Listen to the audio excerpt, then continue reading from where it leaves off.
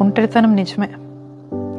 స్నేహితులు వదిలినా, కుటుంబం అర్థం చేసుకోకపోయినా, మనుషులు మోసం చేసినా, ఎవరికి అర్థం కాని పరిస్థితి ఏర్పడినప్పుడు ఒక్కటి గుర్తుపెట్టుకుందాం, దేవుడు నిన్ను వదలలేదు.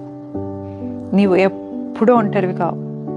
మత్తయి సువార్త 28వ అధ్యాయం 20వ వచనంలో యేసు వాగ్దానం చేస్తాడు, యుగ సమాప్తి వరకు నిత్యము నేను నీతో ఉంటానన్నాడు. గాఢాంధకారపు లోయలో నీవు ఉన్నాను, ఆయన అక్కడ ఉన్నాడు.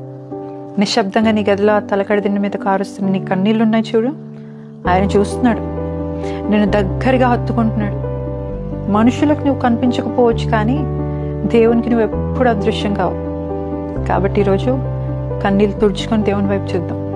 నిన్ను ఎన్నడు మరువని, ఎన్నడు విడువని, అనాథగా చేయని దేవుడు నిత్య ప్రేమతో చూస్తున్నాడు. నీవు ఒంటరివి కావు.